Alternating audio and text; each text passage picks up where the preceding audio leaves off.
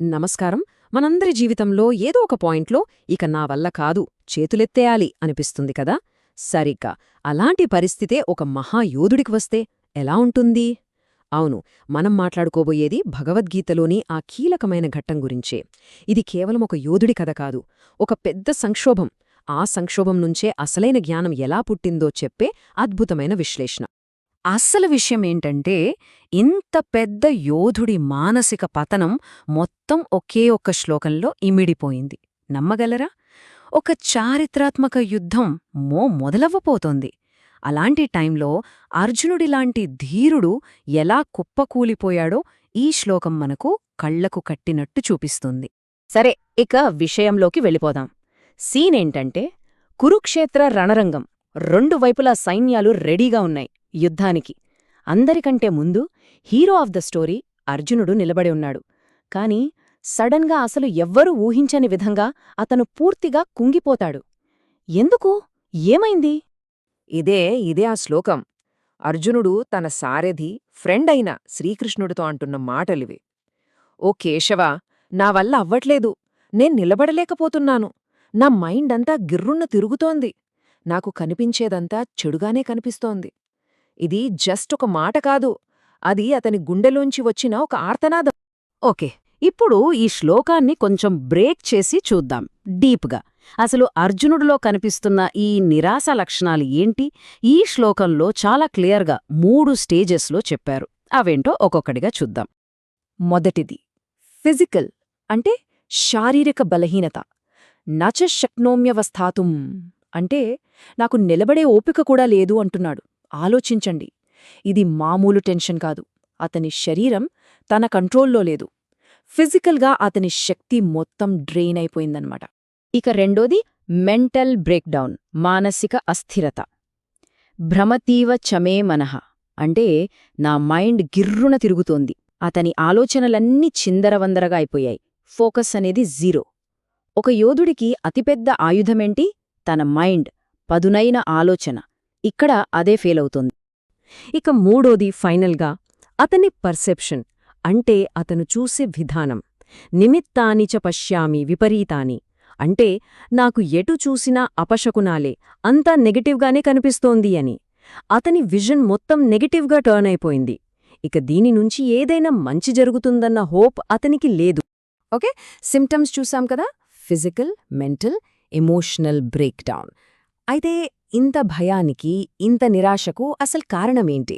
ఇది జస్ట్ యుద్ధానికి ముందొచ్చే నార్మల్ టెన్షనా, లేకపోతే దీని వెనుక మనం అర్థం చేసుకోవలసిన లోతైన కారణమేదైనా ఉందా?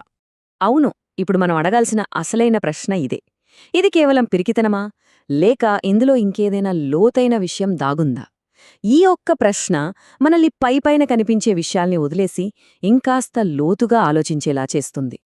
దీనికి సమాధానం మనకు శ్రీమద్ భాగవతంలో ఒక శ్లోకంలో దొరుకుతుంది. భయం ద్వితీయాభినివేశతః స్యాత్ అంటే ఏంటి? భయం అనేది రెండవది అనే ఫీలింగ్లో మనం మునిగిపోయినప్పుడు పుడుతుంది. వినడానికి కొంచెం కన్ఫ్యూజింగ్గా ఉందా? డోంట్ వరీ, దీని అర్థమేంటో ఇప్పుడు చూద్దాం. ఇది చాలా చాలా కీలకమైన పాయింట్. ఈ ద్వైతం లేదా డ్యుయాలిటీ అంటే ఏంటి? సింపుల్గా చెప్పాలంటే, ప్రాపంచిక విషయాలు మన బంధాల మీద విపరీతమైన అటాచ్మెంట్ పెంచుకుని వాటిని సత్యం నుంచి వేరుగా చూడటం. అంటే నేను వేరు, నా కుటుంబం వేరు, నా వాళ్ళు వేరు అనే ఫీలింగ్. ఈ వేరు అనే భావనే అన్ని భయాలకు మూలమన్నమాట. సరే, ఇప్పుడు దీన్ని అర్జునుడి సిచ్యువేషన్కి కనెక్ట్ చేద్దాం. చూడండి, యుద్ధభూమిలో అతని ఎదురుగా ఉన్నది శత్రువులు కాదు, తన సొంతవాళ్లు, తాతలు, గురువులు, అన్నదమ్ములు. వారిమీద ఉన్న ఆ అటాచ్మెంట్, ఆ నావాళ్లు అనే ద్వైత భావనే అతని భయానికి, నిస్సహాయతకు అసలు కారణం. అందుకే ఒకవేళ నేను యుద్ధంలో గెలిచినా నా వాళ్లను చంపి గెలిచిన గెలుపు నాకు దుఃఖాన్ని ఇస్తుంది అని అతను ఫీలవుతున్నాడు. సరే, ఇక మనం చివరి విభాగానికి వచ్చేశాం. ఇక్కడే అసలైన ట్విస్టుంది. ఈ మొత్తం ఎపిసోడ్లో అర్జునుడు ఈ పతనమనేది ఒక ఫెయిలియర్ కాదు, నమ్మండి, ఇది జ్ఞానానికి అతను వేసిన మొదటి అడుగు. అదెలాగో ఇప్పుడు చూద్దాం. చూడండి, అర్జునుడి నిరాశ ఏం చేసిందంటే అతన్ని కొన్ని ఫండమెంటల్ క్వశ్చన్స్ అడిగేలా చేసింది. అసలు నేనిక్కడెందుకున్నాను? నా పర్పస్ ఏంటి? నేనేం చేయాలి?